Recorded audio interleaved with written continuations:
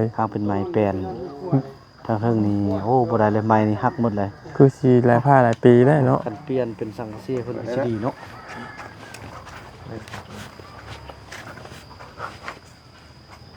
โอ้โหพบโฟงหมูแดง ถ้วยเกลือทอดไอ้ยะห้องน้ำพี่น้อง ใส่ได้ตามสบายนะ โอ้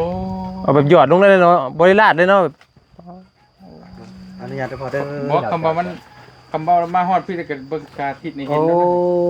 โอ้โอ้ ลองเข่าก็ได้ว่าพ่อ ก็สิข่าวป่ะ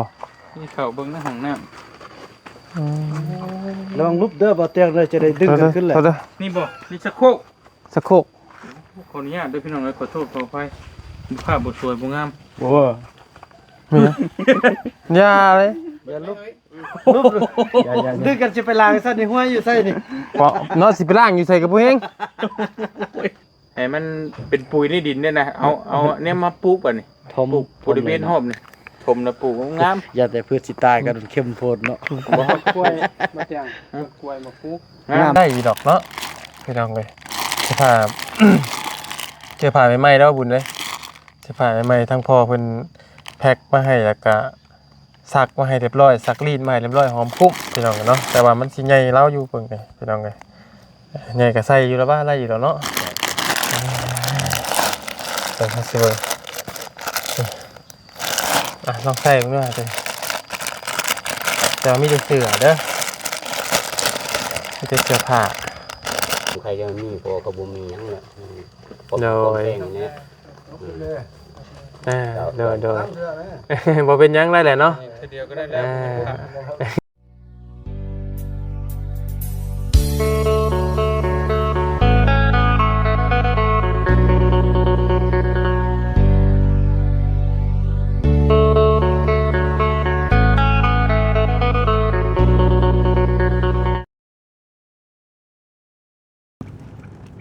ป้าโธ่พี่น้องเนาะจะเป็นมาบ้านใดเมืองใดบ้านหยังก็เฮาๆกินนี่ บ้านหนองงัว บ้านหนองงัว ทางเวเข้าอันไหนเห็นป้ายอยู่นะ เออ คือสิแม่นข่อยว่ากำเปิดที่บ่มี แสงขยะบุรีพี่น้องเลยเนาะเมืองเพียง โดย ตอนนี้ก็คือเฮายังอยู่กับบ่าวบุญนำอีกคือเก่ามื้อที่3พี่น้องเลยเนาะเป็นมื้อที่3เลยก็คือเฮาสิแยกออกจากกันนี่ก็คือประมาณตอนแรงเนาะแล้วก็แม่นแล้วก็จบภารกิจแม่นมอบหมายให้ทางบ่าวซึกเนาะพี่น้องเลยในตัวแข็งเนาะ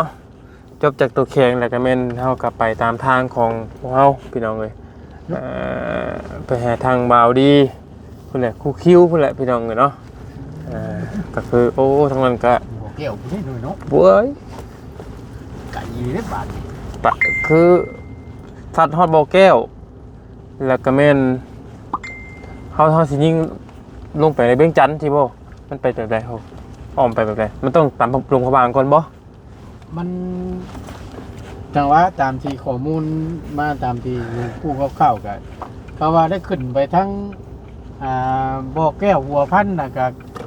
วนลงมาก็แม่นผ่านหลวงพระวางน่ะก็สิลงมาเลยได้บ่เนี่ยเพราะว่าพุ่นมันก็ชุดแต่เด้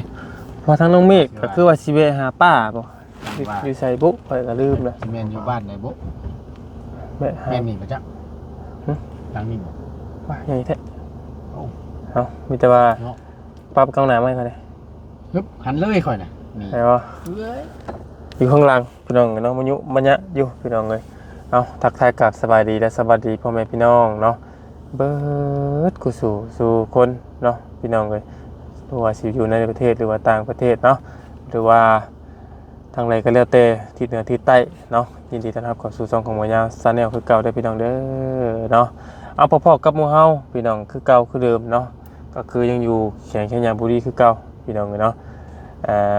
ยังบ่ฮอดตัวเมืองพี่น้องเอ้ยแล้วก็ทางบาบุญนำเพิ่นได้นำพามาหาครอบครัวนึงเด้บ่ซึกนี่ประตูนบ่ซึกนำพาไปก่อนบ่ซึกเป็นคนนำพานี่เนาะเบิ่งนี่ แม่น เพราะว่าคนพื้นที่นี่สิเป็นบ่ซึกข่อยเบิ่งนี่เนาะบ่ซึกนี่สิเป็นทีมงานของบ่าวบุญนำพี่น้องเนาะ เป็นทีมงานหมู่เดียวกันเนาะ กับบ่หิวนี่ คือสิแม่น ไปก่อนบ่บุญ สบายดี โอ้ย นี่อยู่หันหลังนึงแต่ว่าอยู่ในบุญคือวันนี้ไปได้แล้วไปบ่ได้ โอ้ถอยทับเนาะ เดี๋ยว เอ้า ดมกัน บ่ยาวนี่ถ่ายเรื่องราวให้พี่น้องเบิ่งพี่น้องเนาะก็ยังบ่ทันจริงบ่ทันจังจักเทื่อเนาะพี่น้องเอ้ยพุ่นแหละอาจสิไปทางบาลีว่าหยังพุ่นแหละเพอเห็นเคสเพิ่นหลายพี่น้องทางนั้นเนาะแล้วก็เบิ่งนํกันตัวจริงพี่น้องเขายังเว้าบ่ได้เนาะพี่น้องเอ้ยแต่ครอบครัวอะไรที่มันใหญ่ๆที่มันลำบากก็สิได้พากันเอาเครื่องเอาของลงพี่น้องเอ้ยถ้ามาเป็นครอบครัวที่บ่ปานใดเฮาก็ เป็นตาง่ายอยู่ป่ะทอย เอาข้าวน้ำจำปาให้กันเล็กๆน้อยๆพี่น้องเลยเนาะเอายังเบิ่งตัวจริงน้ำกันนั่นแหละโอ้บอกตองเลยเอาบ่บุญขอซื้อมาอีกบ่ บ่ ยันโดนด้วย อยากไปก็ได้ เอาผัก ม่วงแหวงเนาะ ยันโดนคือมองว่านี่บ่ แม่น อืม บ่ได้ไปลงไปยัง เอาไล่ล็อกไป เอาบ่ ครับ ไปขึ้นพาไปนี่ที่ไว้ๆอยู่ประตูเลย แต่เคเมนมุมอยู่ใช้เนาะพี่น้องเลยพูดแต่ว่าอยู่หนองงัวเพิ่นคือว่าหนองงัวเนาะ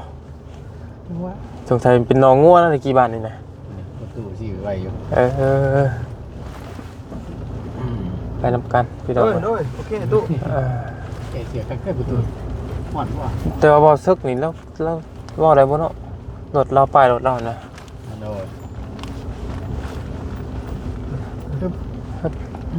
พอไปรถเรารู้สึกว่าเป็นทางลัดเนาะ ไปรู้จักบ่ไปเห็นแต่บ่มาก โอ้เพิ่นเฮ็ดพื้นไว้ในนี่เนาะเฮ้ยเนาะว่านี่เนาะพาไว้เลยแล้วก็เลี้ยงขึ้นเจอละ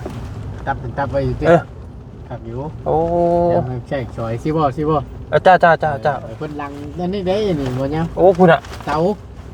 กับเพิ่นพาตัดจันๆนี่น่ะ ลังเตา เพิ่นบ่ใช้ถ่านเนาะ แม่น นั่นน่ะแต่ละเฮือนเบิดคนเนาะ ตอนไหนนี่บ่ ใช่พุ่นนั่นสิเป็นตัวไหนพุ่นก็เบิ่งจะรถทำบ่ได้บ่พุ่นจ้ะ ได้เฮ้ย จะควงเพื่อนเพิ่นได้ มันออกอยู่ป่ะ เอาช่างว่าเอาแท้ ดี โอ้ เราปิดเลยนะนี่ปิดตาย บ่ละมาตนาวะ ปึ๊บไปตื่นไหมพี่น้องเนาะมาฮอดมาถึงเป็นทีเยี่ยมห้อยบาทเลยบ้านหนองงัวพี่น้องเนาะไปเด้อมาเตียงเด้อเนาะบ้านหนองงัว เว้นนี่จะเว้นบ้านน้องงัวเนาะ เอ้าใช่บ่เธอกิน เข้าไปใน อ๋อเอาพี่น้องไงเพื่อนกันสบายดีเด้อบ่าวบุญน้ำเด้อสบายดีเนาะ แล้วมันนี่เนาะ โดย บ้านกลางบ่ บ้านเอ้ากินนี่คือว่าบ้านหนองงัว อ๋อแต่ว่าทางเข้าแต่อันนี้เป็นบ้านกลางแม่นบอกรู้สึกอันนี้บ้านกลางเนาะเลยนั่นแหละหันมามันจะเลี้ยวซ้ายเลี้ยวเวลามาเลี้ยวขวาเป็นน้องหัว โอ้ บ้านกลางเนาะไป โอเคเนาะไปพี่น้องเลยตามดังกันรวยๆเขาแหละเนาะบ้านหนองงัวพี่น้องเลยเนาะ บ้านกลางบ้านกลาง บ้านกลาง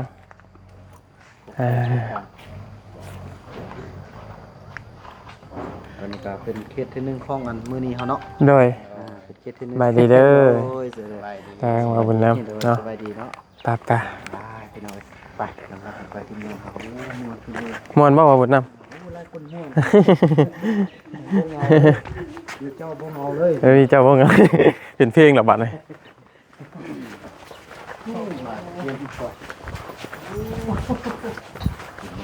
อ๋อรถเข้ามาก็ได้นี่ ดูแท้เดือนเนาะ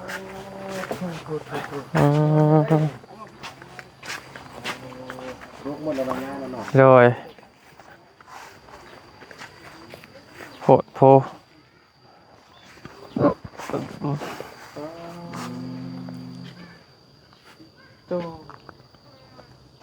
นอนบ่ได้เลยบ่แจ้งอยู่แบบได้ ไผเจ้าของเฮือนเพราะเราบ่ แม่น เอ้าพี่น้องเลยทักทายสบายดีเด้อสบาย ส ดี บายดี ทุกคนเนาะทำผมมาพ่อกันมื้อที่3เฮามาอยู่บ้านกลางบัดนี้เนาะบ้านกลางเมืองเพียงคือเก่าเลยเนาะ บ้านกลาง เพียงแขวงสยามบุรีพี่น้องเลยทางบ่เซิกเพิ่นพามาหาครอบครัวหนึงป้าร ถก็เข้ามาได้เนาะ เดือนการล้างเวท ได้อยู่ เคยได้ประกาศแล้วมันบ่มีโฟก ได้อยู่เราเจอก็ได้อยู่ก็ได้อยู่ 4คน แค่นี้ เนาะบ่นำเนาะ เลย โคตรโพดี ถือว่า อยู่ดีได้เนาะ นี่แต่ว่าแน่นทางข้างเนาะ โดย ข้างเป็นไม้แปลนทางเทิงนี่โอ้บ่ได้เลยไม้นี่หักหมดเลย คือสิหลายผ้าหลายปีได้เนาะ กันเปลี่ยนเป็นสังกะสีเพิ่นก็สิดีเนาะ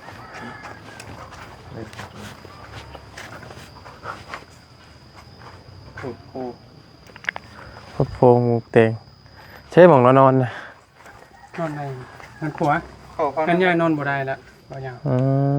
ม พี่น้องเลย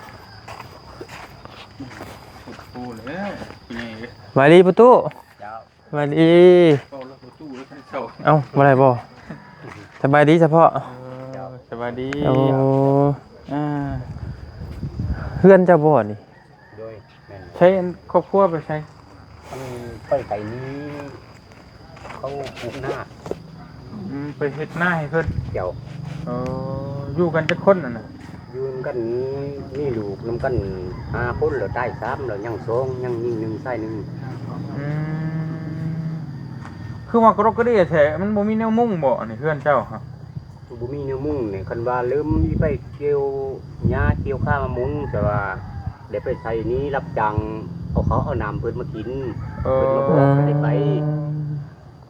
ไปเฮ็ดเวียกเฮ็ดงานก็พอไปซื้อข้าวกินซะ เจ้านั่นแหละ พาเบิ่งได้บ่ทางหลังเพื่อนเจ้าพาเบิ่งได้ พาเลาะเบิ่งแน่นะ เลาะเบิ่งได้ปะ ด้วย กรกกระเดียแท้นี่พี่น้องเอาสุดฟ้าทางเข้าแล้วแหละ เขาแบบ เจ้าเป็นเจ้าของเพื่อนเด้เด็ดเครื่องเฮียนั้นได้นี่ให้เพื่อนเครื่องเฮียของหายได้บ่ อันนี้จ้ะสิเป็นเฮือนครัวเราพี่น้องเนาะอันนี้จะเช็ดยังไงประตู โอ้ยเอาดินมาทุบนี้มันน้ำมาหุงอยู่นี่นะ โอ้ เราเอาฝากมันสับไปไฟฟ้า จะขออนุญาตเบิ่งเด้อพ่อเด้อ เจ้า อันนี้นี่ห้องน้ำบ่ ด้วย ห้องน้ำจะบ่นี่ ด้วยนั่นแหละ เนาะ อ๋อคากรีห้องน้ำเราก็ข้างนี้ เพิ่นพ่อตรงเรืองบ่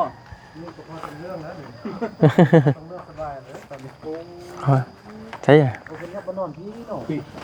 นอนอยู่บนครัวคือคิดว่า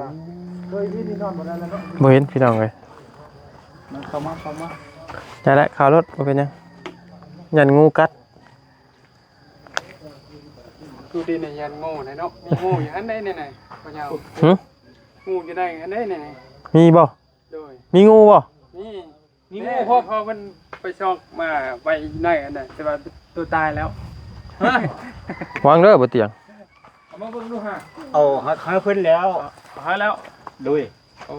งูยังกันน่ะ ก็แล้วแน่ งูสิง เจ้า คุณ มันต้องยังมีแม่มันเนาะมีลูกมีผัวมันบัดนี้ นี่ ตัวใหญ่บ่ ห้ามเติบ เอามาป้าเพื่อนนี่ เจ้า เฮ้ย ไตเมื่อคืนนี้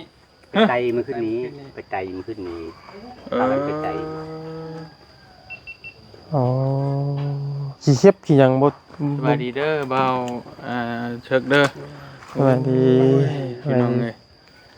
ไปมา อันนี้ก็ห้องน้ำเราบ่เตียง ห้องน้ำบ่นี่พระเจ้าสวยเกินทอดไอ้ยะห้องน้ำพี่น้อง ใส่ได้ตามสบายนะ โอ้ เอาแบบหยอดลงได้เลยเนาะบ่ได้ลาดเลยเนาะแบบ อนุญาตให้พอเด้อ บอกคำว่ามันคำว่ามาฮอดพี่แต่กันเบิ่งชาทิศนี่เห็น โอ้ แล้วนะ โอ้ ลองเข่าก็ได้ว่าพ่อ ก็สิเข้าบ่ นี่เข่าเบิ่งในห้องน้ ระวังลุบเด้อบ่เตียงเลยจะได้ดึงกันขึ้นแหละ โทษเด้อ ำนี่บ่นี่ชักโครก สักโคก ขออนุญาตด้วยพี่น้องเลยขอโทษขออภัยดูภาพบทสวยบ่งาม มีนะอย่าเลย อย่าลุบ รูปดึกกันสิไปล้างซะนี่ห้วยอยู่ไสนี่ เพราะเนาะสิไปล้างอยู่ใส่กับผู้เฮง โอ้ไว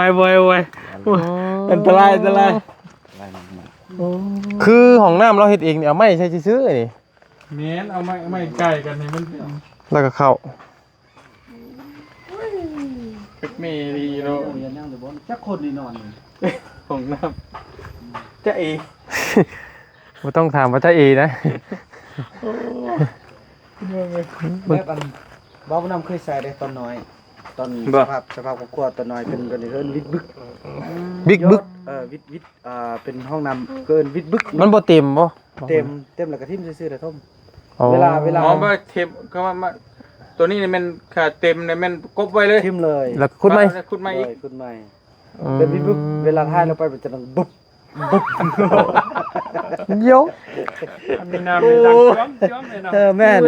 คันยามฝนก็ดังจมจ้ำตามสภาพนั่นแหละบ่าวน้ำเคยได้ บอกว่าคักได้นี่ แม่น สมมติว่าเขาทำเต็มแล้วปิดไว้ให้มันเป็นปุ๋ยในดินเนี่ยนะเอาเนี่ยมาปลูกป่ะนี่ ทม ปลูกบริเวณหอบนี่ถมแล้วปลูกงาม อย่าแต่พืชสิตายกันเข้มโพดเนาะ กล้วยมาเตียงกล้วยมาปุ๊ก งามสุดเลยเนาะ งามอยู่ครับ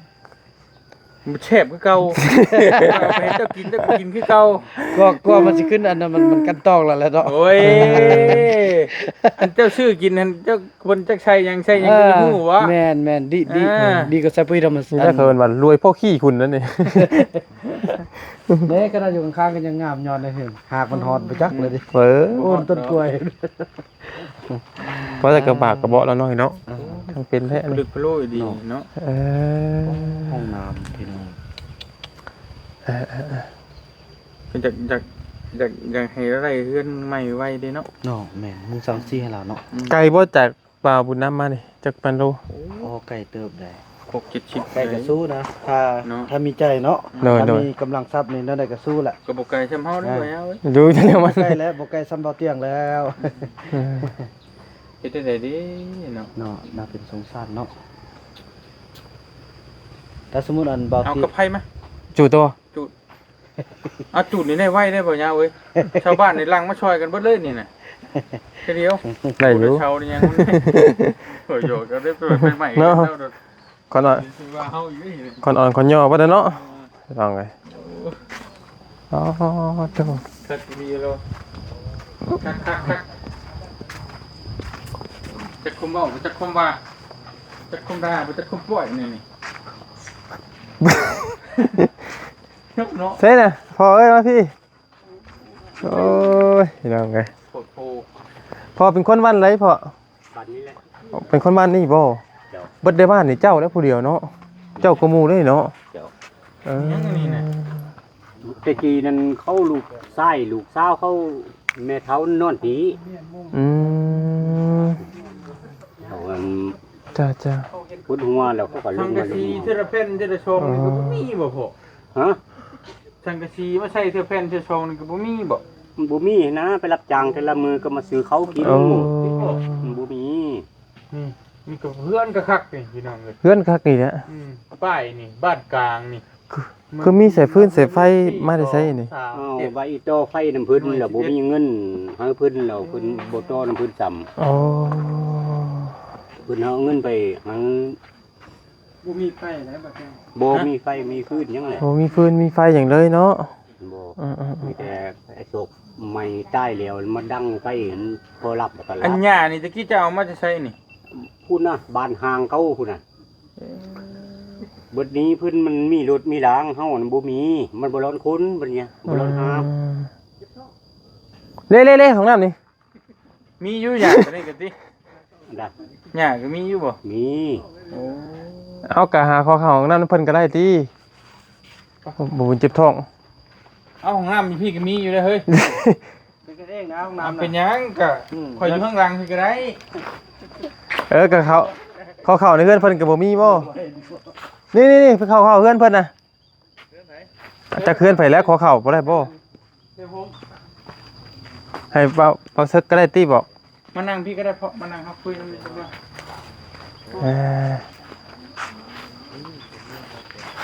ใช่ล่ะพ่อไปดูเป็นคนกันนะ อยู่3คน อืม เจียวเลย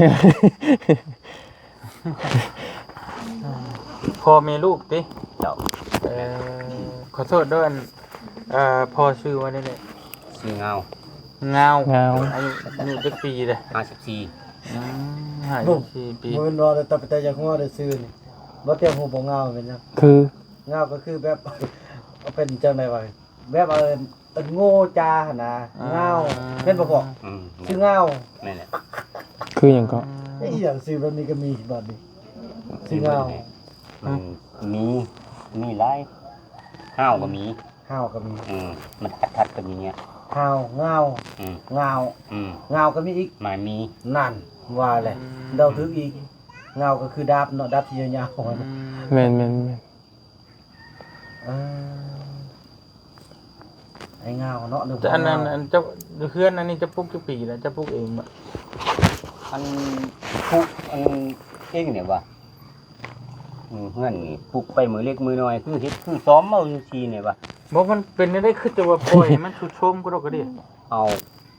พายไปหาเงินหากันค้ำอยู่ใกล้พุ่นนะ อ๋อ แล้วป้าหังเขาอยู่แต่เขานั่นเบาโลบ่ภาษา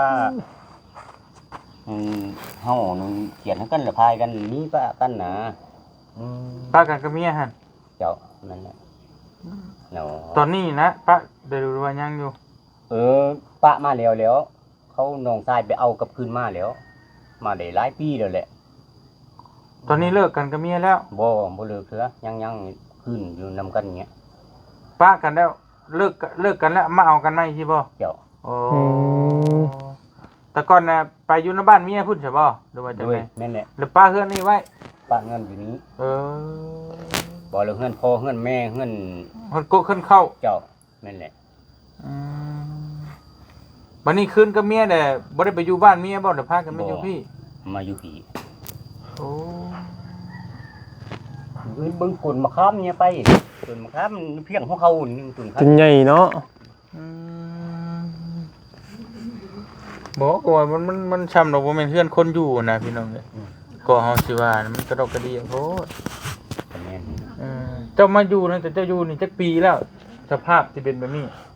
โอ้ 4-5 ปีแล้ว 4-5 ปีแล้วป้า แม่นแล้ว ปีหนึงสิบ่ได้บ่สังกะสี10 แผ่นปีละ10 แผ่นมาใช่ ขั้นทอนขั้นห้อมแถมมันก็ได้แล้วมันคือว่าในไปมามื้อนี้เอาไปซื้อสาพริกเกลือแป้งนัวของกินเขานี่นะบัดนี้ไปเบิดใช่ป่ะก็คือจังซี่เนี่ยเวียกพักเวียกลาดกันลวงพัวไปมีหยังไปผู้หนึงอยู่ผู้หนึง ไปเบิดบ่ได้บ่ บ่ได้แหละไปขาดเวียกแล้วก็บ่ได้แหละ เบียกรัดเบียกดวงแบบใดเจ้าเป็นคนรัดบ่หรือว่าจังได๋ หมอมันสมมุติว่าทางบ้านนะ อืม มื้อนี้เวียกบ้านเสีย อืม เขาจ้างมือหนึงนั่น180,000เสียหน้าที่มันก็อีไปนำกัน2คนยังได้หลายกลุ่มพึ่งอันนี้สิได้ไปผู้เดียวทางบ้านใช้อีมั้ง200,000มื้อหนึงวันหนึงน่ะนะหายคนนั้นไปเพิ่นก็ไล่หัวออกจากบ้านซ้ำห้องน่ะบ่อยากขาดเวียก บ่หมายว่ามีเวียกบานหั่นนะต้องได้แต่ละครอบครัวต้องได้มาเฮ็ดเวียกบานประกอบส่วนถ้าว่าบ่มาแล้วเพิ่นก็สิตัดเงินหั่นนะ เข้าใจแต่ว่ามันบ่มีทุกมื้อดอกเวียกบ้าน ก็หันบ่มีคู่มือ คือมื้อนี้ก็บ่ได้มีเวียกบ้านแม่นบ่ บ่มีเวียกบ้านแล้วเราข้าราชการเพิ่นดูลวงว่าจุทีมงานเพิ่นอีมาหาบ่หาไปซะตายแล้วฉันว่าไปเอาเงินนำ ตายแล้ว รับจ้าง เขาเอาเงินมาย้ายก่อน แล้วไปคืนผู้หนึงแล้วผู้หาไม่เท่าไปผุนสันเจ้าจะอยู่ซะเขาอยู่ก็ได้หาเพิ่นนะก็ แม่นว่านะ เจ้าแม่นแหละแป้งตอกๆแตกๆลิ้นอยู่นี้จำซาเดือนนี้มาหอดปัจจุบันนี้แหละ แล้วคือทางบ้านเพิ่นแจ้งนะพี่น้องเอ้ยพ่อบ้านเพิ่นแจ้งว่าทางบ่เตียงทางทีมงานนี่สิมาหาแล้วบัดนี้อันน่ะให้ทาง เราอยู่ เราอยู่แล้วก็เมียกับลูกบ่ไป แม่นแหละ เพิ่นไปดำนารับจ้างเนาะ เจ้า มื้อเท่าไรเพิ่นจ้างอยู่พี่ 180,000 นัดเกเนาะ แสนเป็ด บ้านเฮามีแต่4 300 50 บาทนะ บ้านเฮามีแต่4 50เต็มที่แสนหนึง บ่แสนหนึง อืม มีอยู่เดี๋ยวนี้แสนหนึงแสนปลายมันก็พอไปอยู่เนี่ยน่ะ ไปนี่ มื้อละ1,800นี่10มื้อมันก็ล้าน8ได้แล้วเฮาเงินบ่มันสิบ่ได้ที่บ่สังกะสีน่ะเนาะมัน ก็ คือ มัน ว่า บ่ได้นั่นแหล้ววันนี้มันบ่ได้ไปนำกันทุกมือหั้นนะ อืมฝนตกมาบ่หัวบ่พอ โอ้หัวโอ้ โอ้ยบ่ยาวแต่บ่ต้องเว้าเรื่องหัวนะ มันเห็นเราตาเวท บ่เราอยู่ในไหนนะอย่าพูดว่าเราอยู่ในไหนนะ กันแดดเนาะ คุณเลยจะอยู่พุทธ ลูกเมีย พุ่นเทบ่หัวพุ่นน่ะ อยู่นำกันนอนกันได้คนนอนน่ะ อ้าวเขาเห็นนอนทรงพุ่นเขา เนาะเจ้านอนกับเมียบ่เจ้าน่ะ บ่ น้ำเบิดอยู่เฮือนนอนนำกันจักคนอยู่เฮือนนี่ ทรงไม่รู้เขาเลยนอนหันนะ เจ้าได้ เจ้า ซะ นอนใช่ใช่ อันนอนนี้เนี่ยร่างคือคืนกับบ่นอนนี่น่ะไปนอนอยู่ เดี๋ยวล่างพี่ แล้วว่าเงินน้องชายพุ่น แล้วโอ้แล้วอีแม่แล้วนอนทางนี้พ่อแล้วนอนทางลุ่มพี่ เจ้า บัดยังมีกิจกรรมได้ซะนะ บ่เฮ็ด บ่มีเว้นแล้วเนาะ เอาแล้ว ขอโทษเด้อขอโทษเด้อ เจ้า เบิ่งแล้วรอยชักเนี่ยไผชักให้ โอ้ยแต่ย่ำ ไม่รุ่น อายุตาปลายปีเพิ่นดิ เฮ้ยเด้เจ้าอยากชักบ่ บ่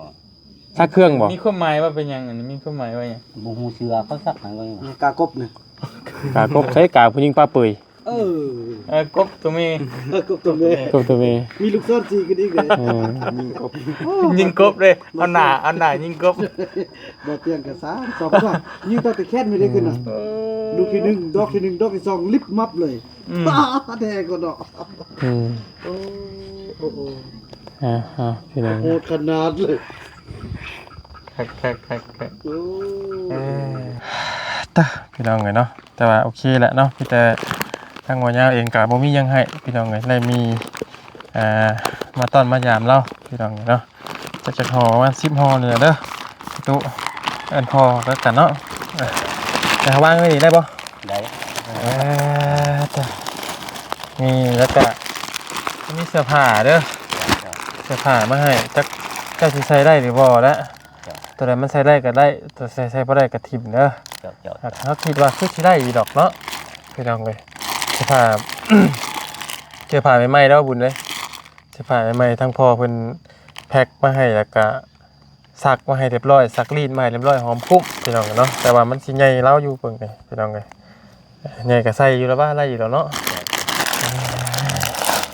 เดี๋ยวสิเบิ่งลองใส่เบิ่งด้วยจ้ะแต่ว่ามีแต่เสื้อเด้อมีแต่เสื้อผ้า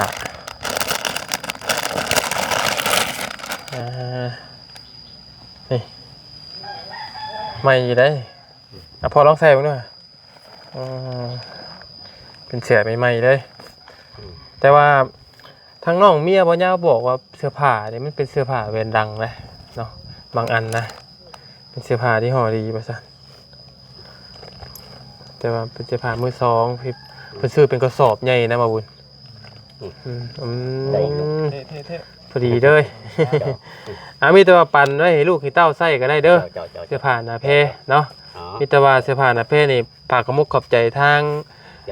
พ่อใจดีเพิ่นเพิ่นอยู่ทั้งตลาดไทยเพิ่นลองขมุกขอบใจเพิ่นเว้าจังนี้ก็ได้พอพอบ่ขอบใจโอ้คนผิดคนใครจะมีพอก็บ่มีหยังแหละโดยบ่เป็นหยังได้แหละเนาะ เดียวก็ได้แล้ว เอาโอเคสามีตัวบ่ยาวเองจะสิได้ขอบคุณขอบมุกขอบใจทั้งพ่อเพิ่นได้เด้อเนาะสิมีน้ำจิตน้ำใจได้ฝากเสื้อผ้ามาให้บ่ยาวแจกจ่ายให้ผู้เป็นทุกข์เพิ่นยากกันแหละพี่น้องผู้เพิ่นมีไส้เนาะขอบคุณหลายๆขอให้พ่ออยู่ดีมีแฮงเด้อเนาะความเจ็บบ่ให้ได้ความไข้บ่ให้มีปราศจากโรคภัยทั้งปวงนะพ่อเด้อเนาะบ่ว่าสิธุรกิจงานหยังก็ขอให้เจ้าราบรื่นตลอดปีและตลอดไปเนาะสำหรับคลิปนี้ฝากกดไลค์กดแชร์ได้พ่อกันครอบครัวน่ะพี่น้องกับครอบครัวนี้ไปแล้วพี่น้องเนาะสบายดีเด้อพี่น้องเด้อเนาะ